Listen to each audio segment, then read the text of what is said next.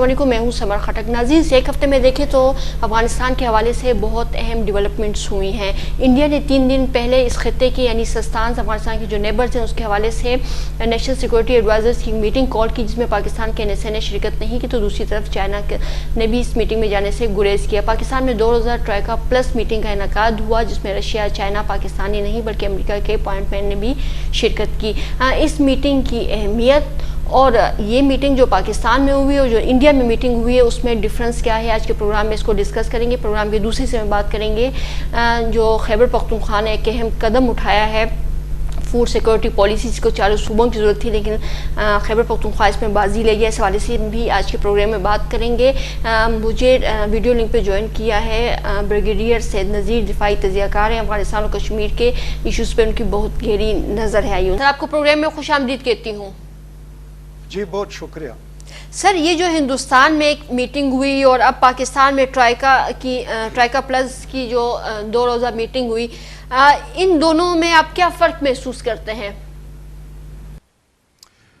ये बड़ा अहम सवाल है और ख़ुसूसी तौर पर आजकल के जो हालात है उसके तनाज़र में आप देखते हैं कि हिंदुस्तान में security advisers national security adviser की मीटिंग हुई है और वो प्योरली सिक्योरिटी रिलेटेड था और उसमें जो खदशात ज़ाहिर किए गए या जो उनका महवर था, जो बयानिया था या एजेंडा था, वो ये था कि अफ़गानिस्तान के हालात बहुत मखदूश है और वहाँ पर दाइश और इसके अलावा बाकी जो टेररिस्ट ग्रुप है उनको पनाह मिल रही है और उनकी वजह से ख़त्े को ख़तरा है और इसकी वजह से आलमी अमन को ख़तरा हो सकता है।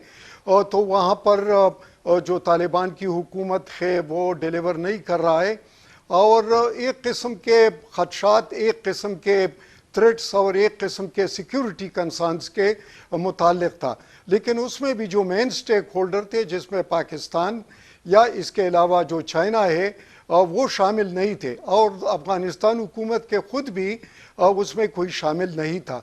तो ज़ाहिर है ये ऐसे लोगों का या ऐसे प्लेयर्स का इजलास था जिसमें वो अपने खदशात का इजहार तो कर रहे थे लेकिन अफ़गानिस्तान के अमन की तरफ उन्होंने कोई इस किस्म के न तजावीज़ दिए और न उनके वहाँ पर जो इंसानी अलमिया है उसके लिए न डिप्लोमेटिक फ्रंट पर उन्होंने कोई इनिशिएटिव की बात की और न ही अफ़गानिस्तान के जो पॉलिटिकल हुकूमत है अब जो बरसर इक़्तिदार के उनको किस तरीके से एंगेज करना है और अगर ये ख़तरा है बक़ौल उनके तो इस ख़तरे को किस तरीके से अमन में तब्दील करना है या अपॉर्चुनिटी में तब्दील करना है और इसके लिए क्या राय अमल तैयार करना है।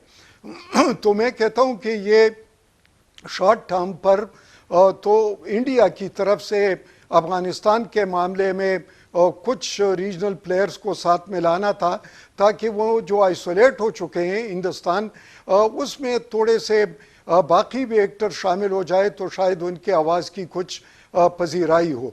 जहाँ तक पाकिस्तान का ताल्लुक़ है, जहाँ पर ट्राइका प्लस का इजलास हुआ है तो उसमें 3 बड़े जो सिक्योरिटी कौंसल और अदरवाइज़ भी जो तालिबान के साथ मुआहिदा किया है वो है अमेरिका, वो भी शामिल था। उनका नया एनवायर जो खलीलजाद की जगह आया है वो भी शामिल था।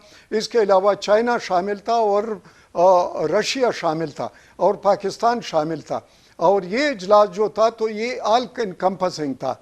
इसमें सिक्योरिटी के अलावा इक़्तिसाद की बात हुई, वहाँ पर ह्यूमन राइट्स की बात हुई, वहाँ पर जो तालिबान ने जो कमिटमेंट की है इंटरनेशनल अमन और उसके अपनी ज़मीन किसी के ख़िलाफ़ इस्तेमाल न करने की, उसकी बात हुई।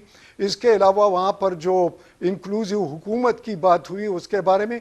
और तीसरी बात यह है कि अफ़गानिस्तान का अपना जो वज़ीर ख़ारिजा है वो यहाँ पर आया हुआ था, मुत्तकी साहब, और उसके साथ साइड लाइन पर चाइना की भी मुलाकात हुई, रशिया के भी और इवन अमेरिकन की मुलाकात हुई है और सब ने ये तय किया है कि अफ़गानिस्तान को मुख्तलिफ सिमत से अप्रोच करना है, इनको एंगेज रखना है और उनके लिए इंसानी हुकूक़ के متعلق یا اس کے علاوہ جو وہاں پر اقتصاد کا جو مسئلہ ہے اس میں کس طرح انٹرنیشنل کمیونٹی نے یو این کے ذریعے این جی اوز کے ذریعے کس طریقے سے ہیلپ کرنا ہے اور وہاں پر جو خوراک کی قلت ہے اس کو کس طرح ایڈریس کرنا ہے اور اس کے علاوہ وہاں پر جو طالبان کی حکومت ہے ان سے کیا تقاضے ہیں وہ بھی سامنے رکھے گئے.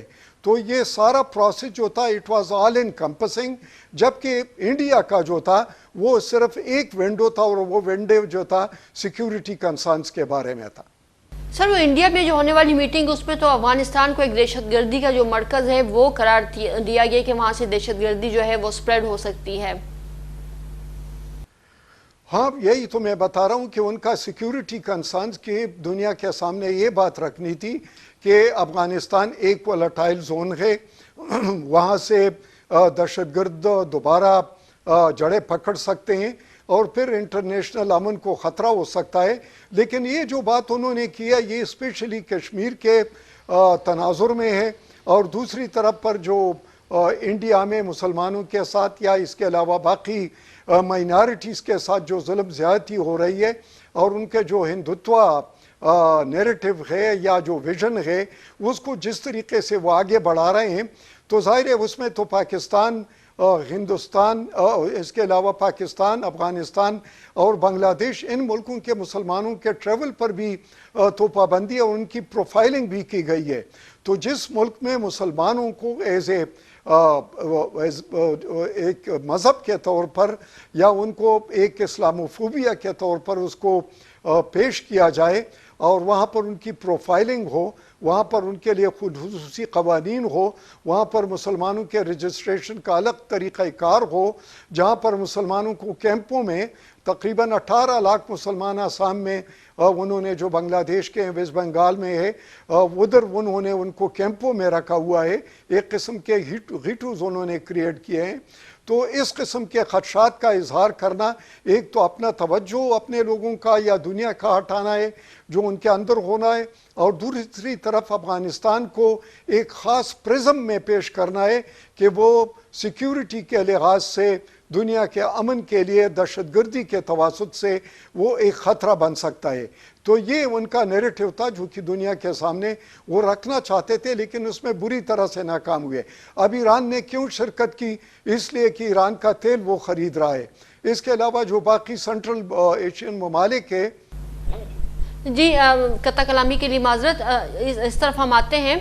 لیکن یہ جو آپ نے بات کی کشمیر کی، آیا واقعی جو انڈیا ہے وہ خوفزدہ ہے کہ طالبان جو ہے وہ کشمیر میں کچھ کر لیں گے اور ان کی جو اسٹریٹجک انٹرسٹ ہیں وہ کچھ اور ہیں انڈیا کے اس این ایس اے کی جو میٹنگ ہے اس میں؟ دیکھ لو، انڈیا آج کل سیکیورٹی کے لحاظ سے ایک جو جس طریقے سے وہ ہتھیار خرید رہا ہے اور انہوں نے دنیا کے بڑے ممالک کو جن سے بڑے بڑے ہتھیار بڑے بڑے سودے ہو رہے ہیں تو ان کو ڈپلومیٹیکلی ایکسپلائٹ کرتے ہیں، اس کو سیکیورٹی وائز ایکسپلائٹ کرتے ہیں اور چائنا کو وہ ایک تھریٹ کے طور پر پیش کر رہے ہیں. ابھی وہ افغانستان کو بھی، اور پاکستان تو پہلے سے آرچ رائول ہے، اس کو بھی ایک تھریٹ کے طور پر پیش کر رہا ہے. تو یہ تھریٹ کو وہ جس طریقے سے بڑھوتی دے رہا ہے، اس کو جس طریقے سے آؤٹ آف پروپورشن وہ پیش کر رہا ہے، تو اس کے ذریعے انٹرنیشنل کمیونٹی سے اور اسپیشلی ان ممالک سے جن کے پاس سفسٹیکیٹڈ ایڈوانس ٹیکنالوجی کے ہتھیار ہے وہ ان سے حاصل کرنا چاہتے ہیں اور پھر اپنے قوم کو یہ بتانا چاہتا ہے کہ ہمیں پاکستان سے بھی تھریٹ سے، چائنا سے بھی ہے اور اس کے علاوہ افغانستان سے بھی ہے. تو اس لیے ہتھیار ہماری ضرورت ہے اور اقتصاد کی جو ترقی ہے اس پر یا جو ڈیولپمنٹ ہے اس پر خرچ نہیں کریں گے. تو یہ دو ان کے اپروچ ہیں. تیسری بات یہ بھی ہے کہ وہ امریکہ کو بھی خوش کرنا چاہتا ہے کہ چائنا کا تھریٹ پیش کرے. اس طریقے سے کشمیر میں جو وہ کر رہے ہیں تو وہاں پر جس نے اٹراسٹیز وہ کر رہے ہیں تو اس لیے طالبان کو پیش کر رہے ہیں کہ ایک تو ریئل ہے اور وہ ریئل یہ ہے کہ جو طالبان نے جس طریقے سے انسپریشن اپنے جدوجہد کے ذریعے دیا ہے تو اس سے کشمیری بھی اس سے انسپریشن ڈرا کر سکتے ہیں. کہ اگر وہ نیٹو کو شکست دے سکتے ہیں، امریکہ جیسے سپر طاقت کو، تو اس طرح کشمیری بھی انڈیا کو اپنے خود ارادیت کے حق کے لیے ان کو شکست دے سکتے ہیں، کیونکہ وہ بھی ایک آکوپائڈ فورس ہے۔ تو آکوپائڈ فورس کے خلاف لڑنا تو یہ ایک موٹیویٹنگ فیکٹر ہے ان کے لیے۔ دوسرا یہ نہیں ہے کہ طالبان آئیں گے اور کشمیر میں لڑیں گے، کیونکہ انہوں نے دنیا کو ضمانت دے رکھی ہے کہ وہ اپنی سرزمین کسی کے خلاف استعمال نہیں کرنے دیں گے۔ تیسری بات یہ ہے کہ انڈیا کو بڑی خفت اٹھانی پڑی ہے جب سے طالبان حکومت آئی ہے، کیونکہ وہ راتوں رات وہاں سے پیک کر گئے۔ ان کا جو $3 بلین انہوں نے اقتصاد کے طور پر پروجیکٹس وغیرہ میں، یا وہ لائبریری وغیرہ جو تعمیر کیے ہیں، یا جو ڈیمز بنا رہے تھے، وہ بھی کمپلیٹلی بند ہو چکا، یا ان سے وہ ایڈوانٹیج نہیں لے سکے۔ اور تیسری بات یہ ہے کہ وہاں پر جو ان کا میڈیا آؤٹ لیٹ تھا، یا جو NDS کے ساتھ کے جو رابطے تھے، یا جو کوارڈینیشن تھا، وہ بھی ختم ہو گیا۔ تیسرا جو پاکستان بیشنگ ادھر سے ہوتی تھی ان کے میڈیا سے، وہ بھی ختم ہو چکا۔ پاکستان نے ادھر سپیس گین کیا ہے اور انڈیا نے اپنا سپیس لوز کیا ہے۔ لیکن میرے خیال میں یہ ان کی جو پالیسی ہے یہ بڑی تنگ نظری کی ہے، اور وہ تنگ نظری کی یہ ہے کہ ایک طرف پر تو ادھر انسانی المیہ ہے، ان کی خوراک کی ضرورت ہے، وہاں پر سر اس حوالے سے پوچھتے ہیں سوال ایڈریس نہیں کر رہے ہیں، بلکہ کے طور پر اس کو پیش کر رہے ہیں۔ بریگیڈیئر صاحب اس حوالے سے میں نے آپ سے پوچھنا ہے، لیکن اس طرف جانے سے پہلے آپ سے پوچھوں گی کہ آپ کیا سمجھتے ہیں کہ پاکستان اور انڈیا نے پاکستان اور چائنا نے انڈیا کی جو اس میٹنگ میں نہیں گئے، کیا یہ فیصلہ صحیح تھا؟ جی بالکل، جس تناظر میں وہ یہ میٹنگ انہوں نے کال کی تھی، تو ظاہر ہے کہ اگر وہ پاکستان کو بھی خطرہ کے طور پر پیش کرتے ہیں، چائنا کو بھی خطرے کے طور پر پیش کرتے ہیں، طالبان کو بھی پیش کرتے ہیں، تو پھر اس میٹنگ میں جانے کا کیا فائدہ ہو جاتا ہے؟ کیونکہ سیکیورٹی کی جو میٹنگز ہوتی ہے اس میں تو آپ یہ ہے کہ جو کامن فیکٹرز ہوتے ہیں، جو کامن تھریٹس ہوتے ہیں، اس پر بات ہوتی ہے، اور اس میں اپنے جو سکورز ہوتے ہیں اس کو سیٹل نہیں کرنا ہوتا، یا ایک خاص ملک کو آپ نے نشانہ نہیں بنانا ہوتا۔ تیسری بات یہ جو پاکستان یا جو چائنا ہے وہ امیجیٹ نیبر ہے افغانستان کے، جبکہ انڈیا ایک ڈسٹنٹ نیبر ہے، اس کے سٹیکس ہے، لیکن اس کا یہ مطلب نہیں ہے کہ وہ سنٹرل ایشیا کے لیے جس طریقے سے چابہار انہوں نے بنایا اور ادھر سے پھر ریل نیٹ ورک کے ذریعے ادھر جانا چاہتے ہیں، وہ اقتصاد کا پہیہ تو اپنی جگہ پر ٹھیک ہے، لیکن اگر آپ افغانستان کو ابھی تک پاکستان کے خلاف ایک ٹو فرنٹ سیناریو کے طور پر اور ان کے سرزمین کو استعمال کر کے وہاں پر جو ٹیررسٹ گروپ کے ان کو سپورٹ کر کے اس کو استعمال کر رہے تھے، اگر وہ ختم ہو چکا، اب اس کے بعد انڈیا اگر ان کے پاس خفت کے سوا کچھ اور نہیں ہے، تو پھر اس قسم کے اجلاس میں میرے خیال میں پاکستان کا یا جو چائنا ہے یا جو افغانستان ہے ان کی شرکت کوئی معنی نہیں رکھتا تھا۔ دوسری بات یہ تھی کہ طالبان کو تو ابھی تک وہ ٹیررسٹ کے طور پر پیش کر رہے ہیں، ان کا پورا میڈیا، ان کا جو ڈیفنس منسٹر ہے، ان کا جو ڈپلومیٹک فرنٹ ہے، وہ تو سب ان کے خلاف پروپیگنڈا کر رہے ہیں۔ تو پھر کس نظر سے اس کے سیکیورٹی ایڈوائزر کو اس طرح پاکستان کے خلاف بھی فل سوئنگ پروپیگنڈا ہے، جس طریقے سے طالبان نے فتح پائی ہے، جس طریقے سے پنشیر فال ہو گیا ہے، جس طریقے سے وہاں پر نئی حکومت بنی ہے، وہاں پر تو ہر وقت ان کا میڈیا بھی، ان کے پولیٹیکل لیڈرشپ بھی، ان کے سیکیورٹی لیڈرشپ بھی، وہ سارے طور پر پاکستان اور ISI اور پاکستان فوج کو ملوث کر رہے تھے۔ اور تیسری طرف پر جو چائنا ہے اس کو بھی ایک تھریٹ کے طور پر پیش کر رہے ہیں، خواہ وہ ڈوکلام کا ہو، خواہ وہ لداخ کا مسئلہ ہو، خواہ وہ بارڈر جو ڈسپیوٹ ہے اس کے طور پر ہو، اب بھی وہ آئی بال ٹو آئی بال ہے، اور وہاں پر ایک اسکلیٹنگ یا ٹینس جیسی سچویشن ہے۔ تو ظاہر ہے ایسے موقع پر تو میرے خیال میں کہ بات یہ بھی تھی کہ ان میں جب 3 بڑے ملکوں نے جو افغانستان کے نیبرز ہیں انہوں نے جب شرکت نہیں کی، تو میرے خیال میں it has fallen flat as far as جو وہ جس سے وہ مقصد حاصل. ہم اپنی ٹرائیکا جو ہماری میٹنگ ہے اس کی اگر ہم بات کریں تو ایک چیز سامنے آتی ہے کہ انٹرنیشنل جو کمیونٹی ہے وہ افغانستان میں ہیومن اور جو وومن رائٹس ہے اس حوالے سے بھی تحفظات رکھتی ہے. تو ایک تو یہ ہے اور دوسری طرف ہمارے جو پرائم منسٹر ہے وہ بھی یہ کہہ رہے ہیں کہ عالمی برادری کو کہ اس کو ہم لوگ سپورٹ کریں, ایکسیپٹ کریں. کیا کہیں گے؟ اس وقت طالبان ایک ریئلٹی تو ہے. دوسری بات یہ ہے کہ جو طالبان نے کل بھی ان کا ذبیح اللہ مجاہد بتا رہا تھا کہ ہم نے جو کمٹمنٹ امریکہ کے ساتھ دوحہ میں کیے اس پر غم من و غن اور 100% اس پر یقین بھی رکھتے ہیں اور اس کو امپلیمنٹ بھی کر رہے ہیں, اور ہم نے آج تک اپنی سرزمین نے کسی کے خلاف استعمال کرنے دے رہے ہیں اور نہ استعمال کریں گے. دوسری طرف پر جو ہم نے انکلوزیو گورنمنٹ کی بات کی ہے تو اب انہوں نے کچھ ڈپٹی منسٹرز تاجک سے بھی لیے, ازبک سے بھی لیے, ہزارہ سے بھی لیے اور مختلف بین المسلکی لوگ بھی اس میں شامل ہیں. تو وہ کہتے ہیں کہ یہ انٹرم سیٹ اپ ہے اور ہم آگے بڑھ رہے ہیں پولیٹیکل انڈرسٹینڈنگ کے تحت اور اس کو ایک آل انکلوزیو گورنمنٹ بنا دیں گے. تیسری بات وہ یہ کرنا چاہتے ہیں کہ ہمیں اقتصاد کے مسئلے ہیں اور اقتصاد کے طور پر امریکہ نے ہم سے وعدہ کیا تھا دوحہ ایگریمنٹ میں کہ ہم آپ کو ریکگنائز بھی کریں گے اور آپ کو جو اکنامک ایڈ ہے وہ بھی ہم دیتے رہیں گے, اس کو ہم منقطع نہیں کریں گے, اس کو روکیں گے نہیں.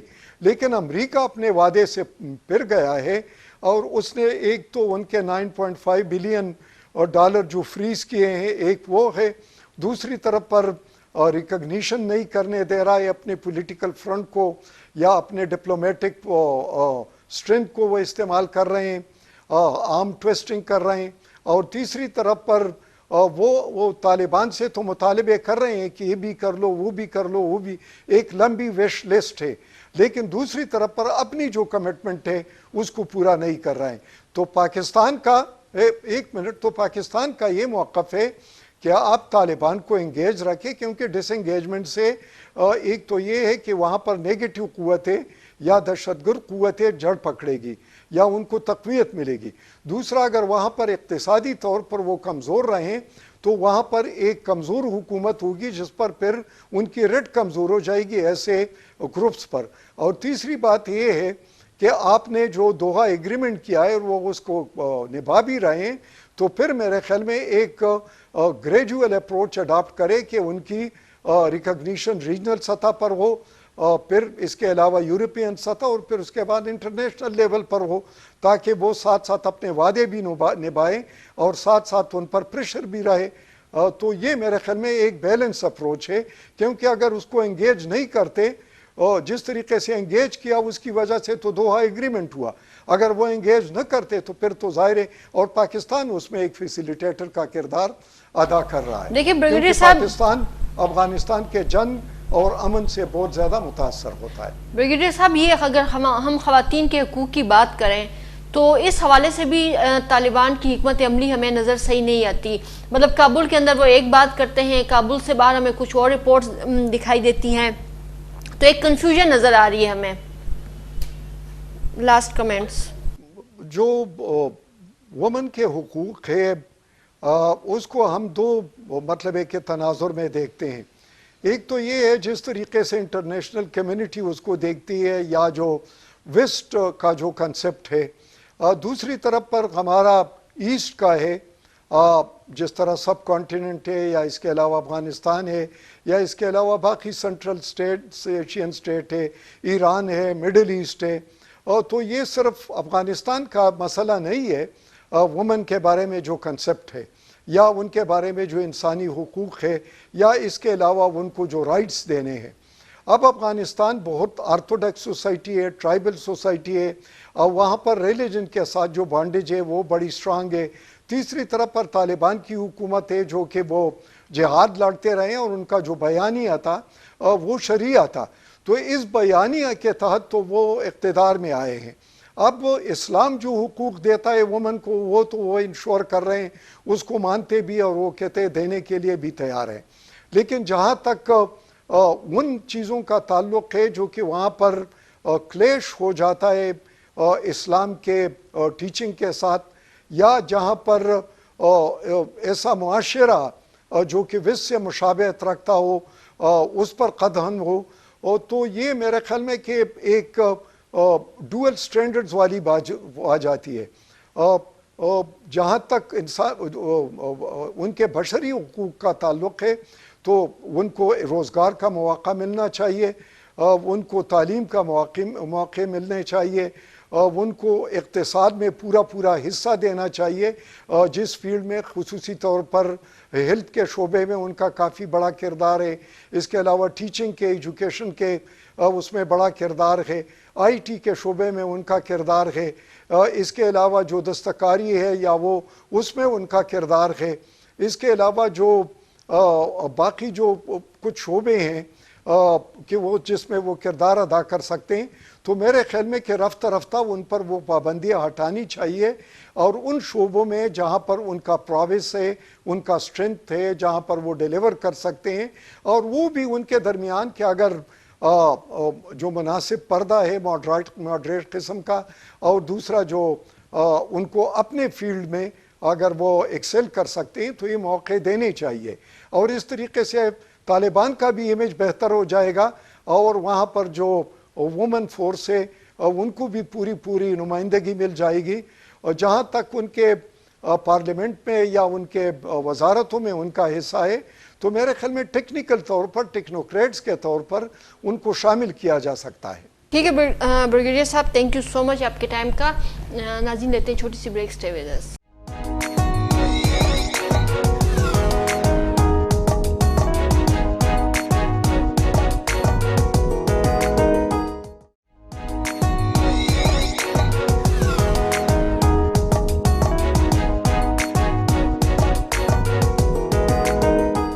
Welcome back. ناظرین، اس وقت ہمیں ٹیلی فون لائن پہ جوائن کیا ہے Syed Zafar Ali Shah, senior member board of revenue K P ہیں۔ سر، آپ کو پروگرام میں خوش آمدید کہتی ہوں۔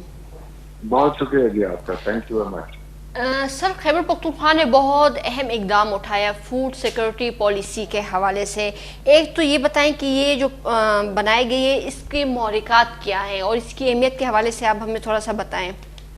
جی بہت شکریہ جی۔ اور ایک کہ آپ نے ایسا موقع دیا کہ ایک بہت اہم جو عوامی ایشو ہے اس پہ ہم بات کریں۔ دیکھیے جی، آپ کو بھی پتہ ہے کہ ایک تو پاکستان زرعی ملک ہے، لیکن دوسرا یہ کہ ترقی پذیر ملک ہے، تو اس میں بہت سے مسائل ہیں جس میں خوراک کے حوالے سے بہت سے ایشوز ہم فیس کر رہے ہیں۔ پھر پچھلے 2 سال میں آپ نے دیکھا کووڈ کی وجہ سے اور بھی دنیا میں بھی مسائل زیادہ بڑھے ہیں، ہمارے ہاں بھی۔ تو جس طرح ملکوں کے لیے سرحدوں کی سیکیورٹی ضروری ہے، اکنامک سیکیورٹی ضروری ہے، اسی طرح فوڈ سیکیورٹی کا کانسیپٹ ہے کہ جی ملک میں بنیادی خوراک بھی موجود ہو، وافر تعداد میں بھی ہو، اور اس کی قیمتیں بھی کچھ مناسب ہوں۔ تو یہ اس کیونکہ مشکل دور سے ہم گزر رہے ہیں، بہت سے ایسے مسائل فیس ہو رہے ہیں، اس میں صوبائی حکومت نے پھر ایک فیصلہ کیا، کے پی کے سی ایم صاحب کا ویژن تھا، اس میں ہمارے چیف سیکرٹری بھی شامل تھے کہ ہم پہلا صوبہ بنے کہ فوڈ سیکیورٹی کی پالیسی بنائیں، اور نہ صرف پالیسی بنائیں، کیونکہ پالیسی میں تو اکثر اچھے ارادے بتائے جاتے ہیں، بٹ ایک پلان بنا لیں خصوصی منصوبوں کا۔ تو اس کانٹیکس میں رہتے ہوئے کہ جہاں ہمیں بہت سے خوراک کے مسائل ہیں، غربت کی بھی مسائل ہیں، اور جہاں ہمارے صوبے میں پروڈکشن کم ہوتی ہے، چاہے وہ گندم ہے، چاہے کچھ اور سبزیاں ہیں، لائف اسٹاک میں گنجائش ہے، تو ان چیزوں میں ہم بہتر کام کر سکیں۔ تو یہ اس کی وجوہات تھی کہ ہمارا صوبہ پہلا پاکستان میں بنا کہ جس نے فوڈ سیکیورٹی پالیسی اور پلان بنایا، اور چند دن پہلے ہماری کیبنٹ نے اس کو اپروو کیا، اور میں نے as a working group leader ایک ورکنگ گروپ بنا تھا جس میں پرائیویٹ سیکٹر بھی تھا، جس میں سرکاری محکمے بھی تھے، جس میں international development partners FAO WFP بھی تھے، اکیڈیمیا بھی تھی، تو سب کو مل کے ہم نے بنایا ہے۔ اچھا سر، دیکھیں تو یہاں ہمارے ملک میں پالیسیز تو بنائی جاتی ہیں، بڑی پالیسیز بنائی جاتی ہیں، لیکن اصل مسئلہ پھر وہاں آ جاتا ہے کہ اس پہ عمل درآمد کس طرح کیا جائے۔ تو اس حوالے سے کیا اقدامات مطلب آپ لوگوں نے اٹھائے ہیں؟ اس حوالے سے یہ کیا انشور کریں گی کہ اس کو ہم کس طرح اس پہ عمل درآمد ہوگا؟ جی بالکل جی، یہ بڑا اہم ہوتا ہے کہ اکثر ہمارے یہاں پالیسیز بنتی ہیں، ایک تو میں نے آپ سے عرض کیا نا کہ جی پالیسی صرف نہیں بنائی، پلان بنایا. پلان میں کیا فرق ہوتا ہے؟ پلان نہیں ہوتا ہے کہ آپ باقاعدہ منصوبے دیتے ہیں، جی یہ منصوبہ ہوگا، اس کی یہ کاسٹ ہوگی، یہ اس کی قیمت آئے گی اور یہ اس کا فائدہ ہوگا. پھر اس کے بعد ہر ایک کے اوپر ڈاکومنٹ اور اپروولز ہوتے ہیں اور امپلیمنٹیشن ہوتی ہے. تو ایک تو میں آپ کو یہ بتا دوں کہ ہم نے پلان اس کے ساتھ بنایا. اچھا، پلان بھی 3 قسم کے بنایا. ایک شارٹ ٹرم بنایا 2 سے 3 سال کا، ایک میڈیم ٹرم 5 سے 6 سال اور ایک 9 سے 10 سال. ٹوٹل یہ پلان 236 ارب روپے ہمیں چاہیے ہوں گے 10 سال کے لیے. اور اس میں ہم نے جو اندازہ کیا ہے پلان کو، اگر اس کا عمل درآمد ہو تو 625 ارب روپے کا فائدہ ہوگا. 236 ارب لگانے 10 سال میں اور 625 ارب روپے کا سیدھا فائدہ ہوگا. اس میں جابز بھی کریٹ ہوں گی اور اس میں بہت سے لوگ غربت سے نکلیں گے. کیا ہیں فیچرز بنیادی، میں آپ کو ذرا اس کا بتاتا ہوں. لیکن جی اس میں ہم نے زراعت کو بھی کور کیا کہ KVK میں زمین کم ہے جو اریگیشن کے تحت ہے، تو ہم نے کچھ چھوٹے کچھ بڑے ڈیم رکھے ہیں. کچھ وہ ڈیم بنے ہوئے ہیں لیکن زراعت کے لیے ان کا پانی استعمال نہیں ہوتا، تو پہلی دفعہ وہ استعمال ہوگا. پھر کچھ 6 لاکھ ایکڑ زمین ہے ہمارے صدرن ڈسٹرکٹس میں جن کے لیے آلریڈی ہم ایک پروجیکٹ شروع کر چکے ہیں، اس کا گومنظام نام ہے. اس میں 2 لاکھ ایکڑ آ جائے گا. چشمہ رائٹ بینک کنال اس وقت پلاننگ کی اسٹیج میں، اس سے کچھ 4 لاکھ ایکڑ، تو 6 لاکھ ایکڑ مزید رقبہ زیر کاشت آئے گا. پہلے سے بنے ہوئے ڈیموں سے پانی آئے گا. دوسرا کام یہ ہوگا زراعت کے ساتھ ساتھ کہ اچھا بیج دیں گے کوالٹی کا، اچھا فرٹیلائزر ہوگا. کسان کارڈ ہم شروع کر رہے ہیں، کسان کارڈ کے ذریعے زمینداروں کو سستا بیج، سستا فرٹیلائزر. اچھا، اس میں فیڈ انڈسٹری کو ہم پروموٹ کریں گے کہ اچھا بیج جو ہے وہ بنے، اس کے آلریڈی پلانٹ شروع ہو چکے ہیں. تو جو شارٹ ٹرم پلان ہے میں بڑی خوشی سے آپ کو بتا سکتا ہوں، اس میں لائف اسٹاک سیکٹر ہے، اس پہ 2 پروجیکٹ بڑے تو آلریڈی اپروو ہو گئے. ایک 30 ارب کا ہے، اس میں جو کھالے ہیں، واٹر کورسز ہیں، ان کو پکا کرنے کا کام ہے. وہ منصوبہ اپروو ہو گیا ہے پہلے سال ہی. دوسرا 30 ارب کا منصوبہ ہے جو لائف اسٹاک میں یا چھوٹے زمیندار ہیں ان کو قرضے بھی دیے جائیں گے، اور جو زرعی بزنس ہے SME سیکٹر ان کو پروموٹ کیا جائے گا، زرعی مشینری کو قرضے دیے جائیں گے. یہ 60 ارب کے منصوبے تو سیدھا اپروو ہو گئے. 15 ارب کے پانی کے منصوبے اس ADP میں آ گئے. تو ہم نے یہ رکھا ہے یہ منصوبے جو آلریڈی ہم شروع کر چکے ہیں یہ اس کا حصہ ہے. تو پلان پہ تو پہلے دن سے امپلیمنٹیشن شروع ہوگی. دوسرا، کیونکہ CM کا ویژن ہے تو چیف منسٹر صاحب ہر مہینے اس کا شروع میں ریویو کیا کریں گے، جس میں انڈسٹریز ڈپارٹمنٹ بھی ہوگا، جس میں کولڈ اسٹوریجز بنانے ہیں، اس میں ہمارے بینکس بھی ہوں گے، زرعی ترقیاتی بینک بھی آئے گا جس میں فارمرز کو قرضے دینے ہیں.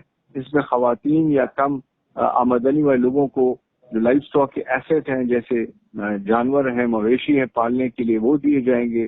تو ایک بڑی ہمہ جہت سی پالیسی CM صاحب خود ریویو کیا کریں گے اور اس میں انٹرنیشنل پارٹنرز بھی ہمارے ساتھ ہوں گے. تو انشاءاللہ شارٹ ٹرم میں امپلیمنٹیشن شروع ہو چکی ہے اور لانگ ٹرم میں بھی اس کے بڑے فائدے آئے. ریویو کتنے ٹائم بعد کیا جائے گا؟ دیکھیے جی، یہ جب پالیسی بھی بنی اس میں 3 مہینے میں ہم نے پالیسی پلان بنایا، 2-3-4 پریزنٹیشن ہوئی، پھر کیبنٹ میں بھی ڈسکشن ہوئی. تو ابھی یہ پالیسی پچھلے مہینے اپروو ہوئی ہے. اور جس کا میں نے کہا کہ 60 سے 75 ارب کے منصوبے تو شروع ہو چکے ہیں. اس کا ریویو چیف منسٹر صاحب ابھی پہلے کہا کہ کوارٹرلی کریں گے، لیکن شروع میں چلانے کے لیے ہر مہینے ہوگا. انشاءاللہ ایوری منتھ چیف منسٹر صاحب اس کو کریں گے اور اس میں تمام اسٹیک ہولڈرز بیٹھیں گے. اور ایز SMBR میں اس پروسیس کو سپورٹ کروں گا، فیسیلیٹیٹ کروں گا. ظفر علی شاہ صاحب، سب سے اہم بات کہ کرپشن سے کیسے بچایا جائے گا؟ دیکھیے جی، یہ تو اس میں جب آپ مختلف دیکھیں نا، پانی دینا، جب ہم پانی دیں گے لوگوں کو تو وہ تو نظر آئے گا کہ جی 6 لاکھ ایکڑ میں پانی آ گیا کہ نہیں. جب آئے گا تو سیدھا کسان کی ایک فصل کے بجائے دوسری فصل ہوگی، پیداوار بڑھے گی. اچھا بیج دیں گے ہم، اس میں اچھا کھاد دیں گے. کسان کارڈ ہم نے کیوں بنایا؟ یہ IT کے ذریعے اس وقت ہمارے پاس 5 لاکھ زمینداروں کا صوبے میں ڈیٹا بیس آلریڈی موجود ہے. ان کو ہم میسیجز دیتے ہیں، پیسے سیدھا ان کے کارڈ میں منتقل ہوں گے. یہ جو کروڑوں کے فنڈ ہیں، سبسڈیز ہیں، یہ سیدھا جو غریب چھوٹا کسان ہے اس کے پاس جائیں گے. اچھا جی، پھر ایگری بزنس سپورٹ ہم اتھارٹی بنا رہے ہیں اور قرضے دیں گے. تو جیسے ہمارے صوبے میں مردان اور اس سائڈ پہ ایگریکلچر کی جو مشینری ہے وہ بنتی ہے، ان کو قرضے ملیں گے، ٹیکنالوجی میں ہیلپ ملے گی. لائف اسٹاک سیکٹر میں کوئی میٹ کے لیے پروڈکشن یونٹ بنائے، اس کو ہم بینک سے قرضے دلائیں گے، زرعی ترقیاتی بینک کے قرضے آئیں گے. بینک آف خیبر کے قرضے آئیں گے. تو یہ سارا جو ہے کیونکہ سی ایم صاحب بھی ریویو کریں گے, اس کے نتائج بھی لوگوں کو نظر آئیں گے. تو آئی تھنک فوڈ سیکورٹی اور چشمہ رائٹ بینک کنال اتنا بڑا پروجیکٹ ہوگا, وہ تو کسی کی نظروں سے چھپ نہیں سکتا, اس میں تو شاید بین الاقوامی انٹرسٹ بھی ہو. تو پوری ملک کی سیکورٹی, فوڈ سیکورٹی میں بھی ہم اہم کردار ادا کریں گے. اس سارے منصوبے سے ہمیں امید ہے کہ جس طرح میں نے شروع میں بھی شاید کہا کہ 10 لاکھ لوگوں کا روزگار اس سے نکلے گا ان سارے منصوبوں سے, اور کوئی 30 سے 35 لاکھ لوگ جو ہے نا غربت کی حد سے آگے اس سے نکل آئیں گے جب یہ پوری فوڈ سیکورٹی ہوگی. اس کے اندر ایسے چھوٹے چھوٹے قرضوں والے منصوبے اور کچھ کیش فار ورک کے منصوبے بھی ہیں کہ جہاں ہم لوگوں کو روزگار براہ راست بھی مہیا کریں گے, اور ریسرچ کے لوگوں کا بھی ہم نے انڈسٹری کے ساتھ تعلق بنانا ہے, ریسرچ پہ پیسے لگانے تاکہ نئی کوئی بیج آئے. ہماری جو پیداوار اس وقت پنجاب سے بہت سی چیزوں میں آدھی ہے, وہ اپنی نیڈ دگنی کر سکے. سر اسی حوالے سے میں آپ سے پوچھنا چاہ رہی ہوں, اسی حوالے سے کہ ہماری جو غذائی ضرورت ہے وہ کتنی ہے, پھر ہماری جو پروڈکشن ہے وہ کتنی ہے. یہ جو فوڈ سیکورٹی پالیسی بنائی ہے, اگر ہم 10 سال بعد دیکھتے ہیں اس کو, تو آپ کیا سمجھتے ہیں یہ ضابطۂ لانگ ٹرم پلان ہے وہ پورا ہو جائے گا, پھر ہمارا صوبہ خود کفیل ہو جائے گا؟ یا دیکھیے دنیا کا یہ اصول ہے, یہ اکنامکس کا بھی اصول ہے نا جی, کبھی بھی کوئی ملک اور کوئی صوبہ ہر چیز میں خود کفیل نہیں ہو سکتا. ہوتا یہ ہے کہ آپ نے معاشی طور پہ خود کفیل ہونا ہوتا ہے. تو جو یہ منصوبہ ہے, جیسے اس میں آپ کو میں گندم کی مثال دوں, گندم پچھلے سال 1 سال پہلے ہم کچھ 11 سے 12 لاکھ ٹن پروڈیوس کرتے تھے.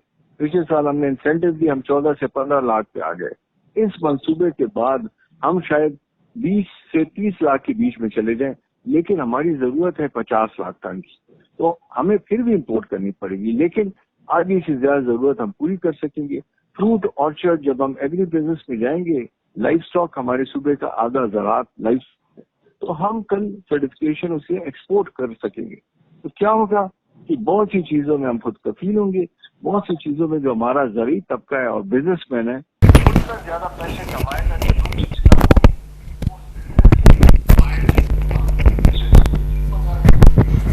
نیبرنگ ملکوں سے. ساتھ ہمارے پاس سرپلس پروڈکٹ ہوگا, ہم افغانستان سینٹرل ایشیا بھیج سکتے ہیں. وہاں سے ہمارے لوگ جو زراعت میں وابستہ ہیں ان کی انکم ڈبل اور ٹرپل ہوگی. تو لوگ ہمیں امید ہے, جیسے میں نے کہا 236 ارب لگانے ہیں, 625 ارب کا تو سیدھا اکنامک بینیفٹ ہے. اور جو روزگار پیدا ہوگا, غربت کم ہوگی, خوراک میں بہتری آئے گی, سوشل مسائل کم ہوں گے. تو اوور آل اس کا جو سیلف سفیشینسی اور فوڈ سیکورٹی کی طرف ہمارا بڑا قدم ہوگا. ٹھیک ہے سر, یہ بتائیں جس طرح ہمارا صوبہ ہے اس میں فروٹ جو ڈفرینٹ فروٹس ہیں اس حوالے سے بہت پاپولر ہے, اب وہ بھی کامیاب ہمیں نظر آ رہے ہیں. دوسرا یہ کہ ہمارا ملک ظاہر بات ہے اتنا جو لینڈ ہے اتنی زرعی نہیں جیسے پنجاب اور باقی ہیں. باقی جو زمینیں ہیں اس وقت زرعی, تو اس پہ جو ہے بلڈنگز بن رہی ہیں, کنسٹرکشن جو ہاؤسنگ جو سوسائٹیز ہیں وہ بن رہی ہیں. تو آپ کیا سمجھتے ہیں کہ اس کو کیسے روکا جا سکتا ہے, کیونکہ یہ بہت اہم ہے. آپ نے صحیح کہا. لیکن جی اس وقت ہمارے صوبے میں ایک اور جو ہے جو دوسرے صوبوں سے فرق ہے کہ پنجاب آپ نے کہا تقریباً پلین علاقہ, ہمارے جنوبی اضلاع میں ہم یہ پانی کے بڑے بڑے منصوبے لا رہے ہیں. یہ تو 6 لاکھ ایکڑ ہم نے وہاں سے زراعت کے لیے لینا ہے اور انشاءاللہ ہو جائے گا. جو ہمارے میدانی علاقے ہیں جیسے پشاور ویلی ہو گئی, مردان چارسدہ, پہاڑ, ادھر ہاؤسنگ بہت تیزی سے آ رہی ہے, ایگریکلچر لینڈ کنورٹ ہو رہی ہے. ادھر ہم نے زیادہ ویلیو ایڈڈ کی طرف جانا ہے, کراپ اور ایگری بزنس کی طرف جانا ہے. پھر ہمارا سوات کا علاقہ ہے, وہاں فشریز ہیں, اچھے فروٹ ہو رہے ہیں, ان کی پروسیسنگ, ریفریجریشن, کولڈ اسٹوریجز بنانے تاکہ زمیندار کے لاسز کم ہو اور پروفٹ زیادہ ہو. تو ایک تو یہ کہ ییلڈ جب آئیں گے, خوراک کی حفاظت کریں گے, ان سے بنیاد ہوگی, اور صوبے میں ڈفرنٹ علاقوں کے لیے ڈفرنٹ اسٹریٹجی ہوگی. سیکنڈ پارٹ یہ ہے کہ جب ہم یہ سارا کریں گے تو ساتھ جو آپ کا سوال یہ تھا کہ زمینیں کیسے بچائیں گے, تو ایک ہم نے ابھی ریسنٹلی صوبے میں قانون بھی بنایا ہے, پہلی دفعہ ہے لینڈ یوز اتھارٹی کا. یہ اتھارٹی اب ہر ضلع میں ایک لینڈ یوز پلان بنائے گی. آلریڈی پشاور اور 4 ضلعوں کا بن بھی چکا ہے. اس پلان میں یہ ہوگا کہ پھر طے ہو جائے گا کہ جدھر زرعی زمین ہے کچھ علاقے وہاں صرف زراعت ہو سکے گی, کچھ علاقے کمرشل ہوں گے, کچھ ریزیڈینشیل ہوں گے, کچھ انڈسٹریل ہوں گے. یہ قانون تو پاس ہو گئے, انشاءاللہ اس کے تحت جو پلانز بنیں گے تو پھر اس کی پراپر روک تھام ہوگی. ابھی تو ہم as a policy generally discourage کر رہے ہیں لیکن یہ ہے کہ مکانوں کی بھی ضرورت ہے تو ہمیں توازن لے کے آگے بڑھنا ہوگا. ٹھیک ہے سر، آخری سوال آپ سے پوچھوں گی کہ بہت بڑی یہ رقم ہے اس منصوبے کے لیے، تو جو فائنانس ڈپارٹمنٹ ہے وہ کیا دے پائے گی؟ ہاں جی، دیکھیے جس سے میں نے کہا نا کہ یہ ایک تو 10 سال کے اوپر محیط ہے. دوسرا یہ جو 60 ارب کے 2 منصوبے بتائے میں نے، ایک ہم نے ورلڈ بینک کے ساتھ سائن کیا، ایک افاد کے ساتھ، بین الاقوامی ادارے. انہوں نے بھی دیکھا بڑا اچھا پالیسی پلان ہے، ضرورت ہے. یہ دونوں تو سائن ہو گئے، پیسے تو ہمارے پاس اشور ہو گئے. فائنانس کی جیسے ہمیں ایک اور اس میں ہم نے پالیسی میں رکھا تھا کہ زراعت کو بجائے 4-5% دینے 10% فنڈ دیے جائیں گے، اور پانی کے منصوبے اہم ہے صوبے کے لیے، ملا کے ہم 25% تک دیں گے. تو پہلے سال میں وہ کام ہو چکا ہے. تو اس سال کا بجٹ بھی آ گیا، انٹرنیشنل پروجیکٹس بھی آ گئے. 75 ارب روپے تو شروع میں ہمیں مل گئے. جیسے میں نے آپ کو کہا CRBC اس میں بہت بڑا پروجیکٹ ہوگا، کچھ بڑے پروجیکٹس ہیں. تو انشاءاللہ اس کے لیے بھی ہر سال ہم تھوڑے تھوڑے فنڈ لیں گے. اور اگر ہم نے شارٹ ٹرم پہلے 2-3 سال اس سے عمل کر دیا تو کوئی وجہ نہیں کہ چوتھے 5ویں 6 سال میں ہمیں فنڈز بھی اویلیبل ہوں گے. اور یہ چیف منسٹر کا چونکہ ویژن تھا، نیچرلی تمام ادارے بھی اس کی طرف کوشش کریں. اور یہ یاد رکھیں کہ ہم نے پرائیویٹ سیکٹر کو بھی پیسے لگوانے. جب تک پرائیویٹ سیکٹر انویسٹ نہیں کرے گا، اور اس کو اس لیے ہم ایگری بزنس اتھارٹی بنا رہے ہیں اور اس کو قرضے دلا رہے ہیں تاکہ وہ کیپٹل بھی ہمارے پاس اس انڈسٹری میں اور ایگریکلچر کی سائڈ پہ آئے. تو یہ سارے فیکٹرز نے مل کے ہماری مدد کرنی ہے. ظفر علی شاہ صاحب، تھینک یو سو مچ آپ کے قیمتی ٹائم کا. تقریر اتنا ہی، اللہ پامان.